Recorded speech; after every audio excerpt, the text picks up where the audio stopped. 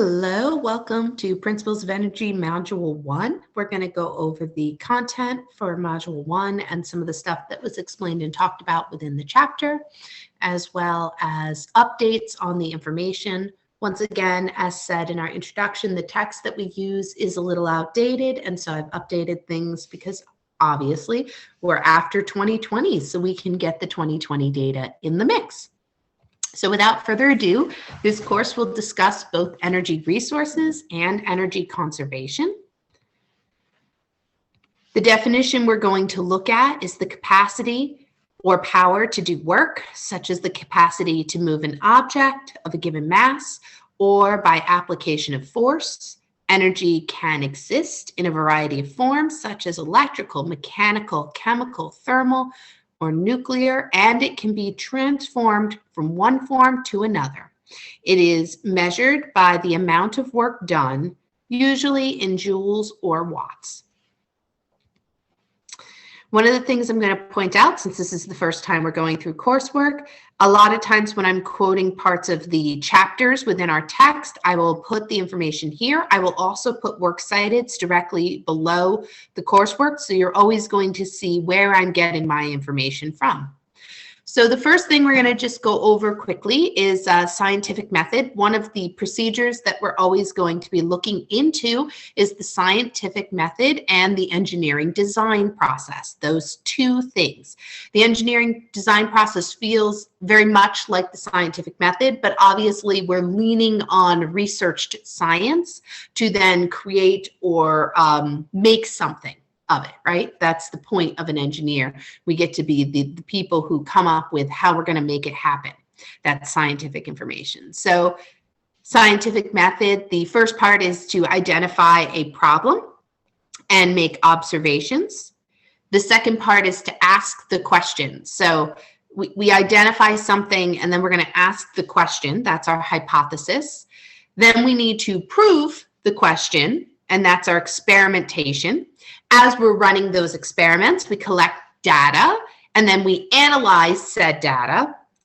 Then we look over the information that we have collected, and that creates our conclusion. And then to make sure that everything's working properly, we repeat the procedure. So that is our scientific method as we move through.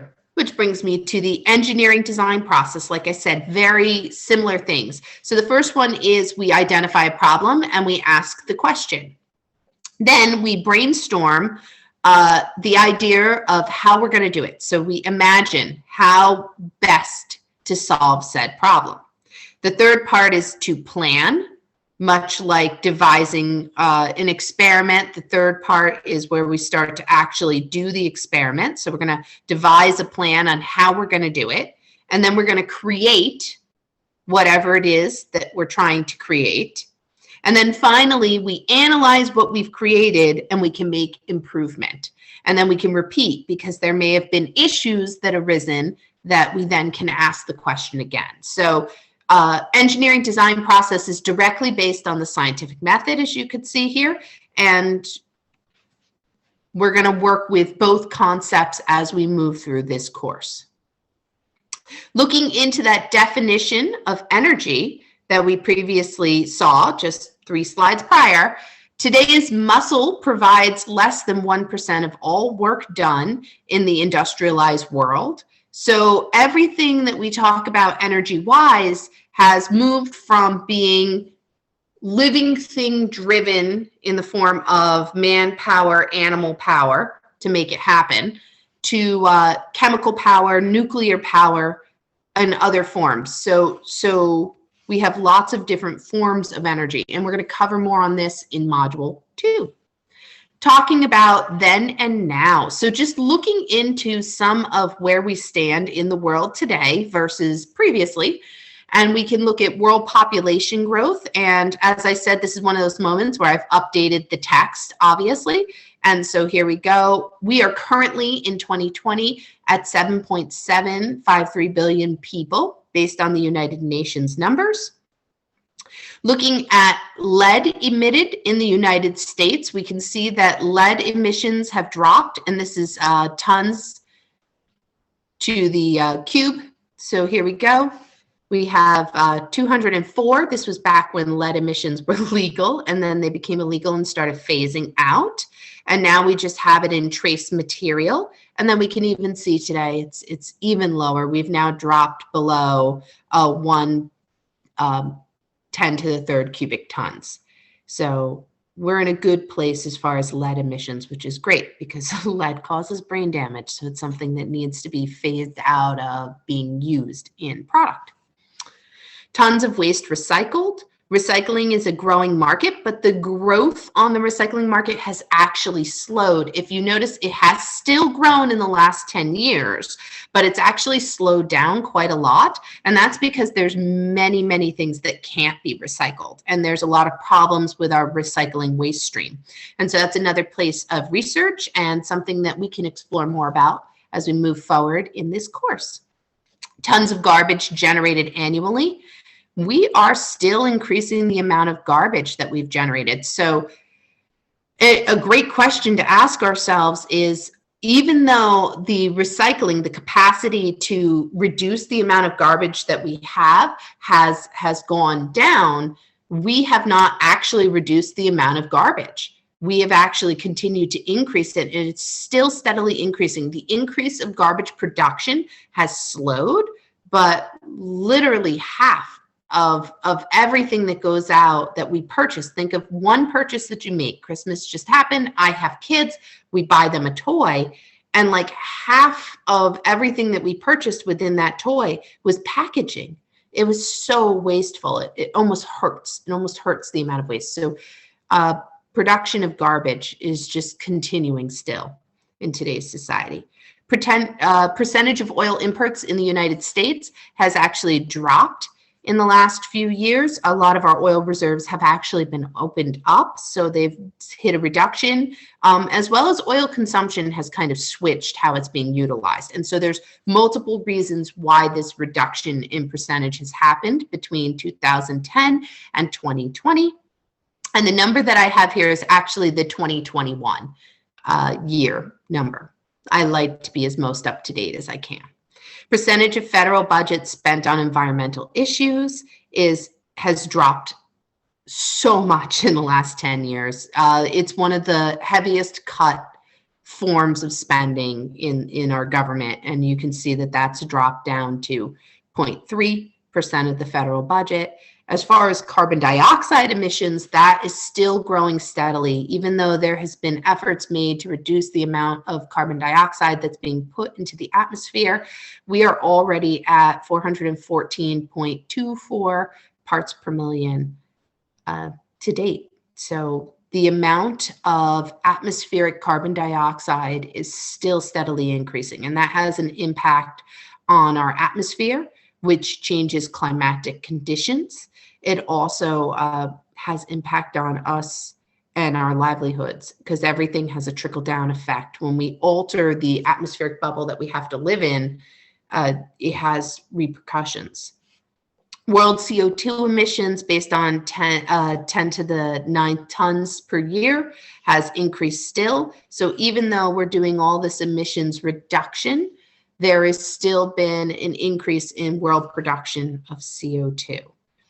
Another thing that I didn't point out really quickly is ppms are parts per million. So if I take 1 million particles of atmosphere, out of those 1 million particles, the average be 414.24 of them would be carbon dioxide. That's what we mean when we say ppms. And I wanted to point that out because we're going to look a little bit about the correlation of CO2, carbon dioxide, and methane concentrations and global climate temperatures increasing.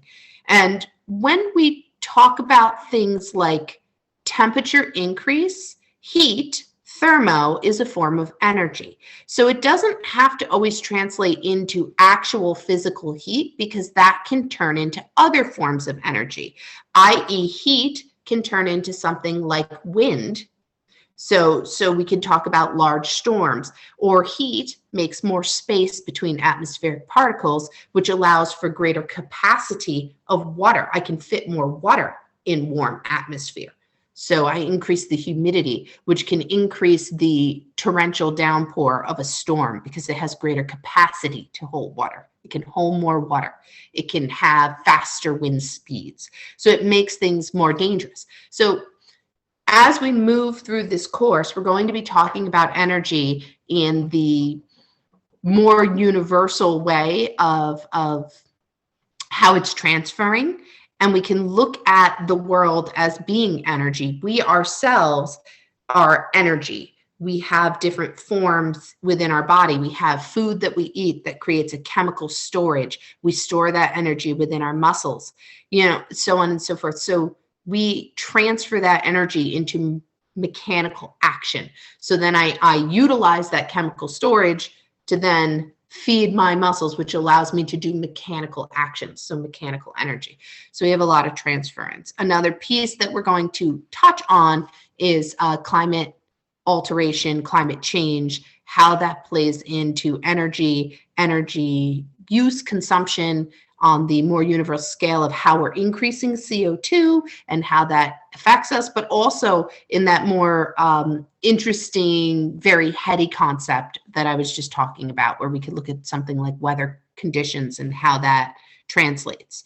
Energy is neither created nor destroyed. It can only change from one form to another. Therefore, if we are expending some type of capacity of energy, taking a chemical process, burning it, making CO2, that had energy release, and that has to go somewhere. It doesn't disappear.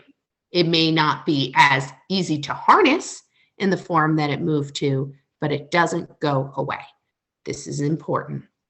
So looking at the correlation between temperature increase and CO2, we can see on this graphic that between the years of 1961 to 1990, there has been an average change in temperature going up, and they created an average change of temperature line. Along with that, we can see carbon dioxide emissions in parts per million. Once again, that unit of energy put there, or our units and what they mean. So that's what we're measuring, parts per million. And there's our correlation over time. So same time periods going on. And then how that plays into methane concentration.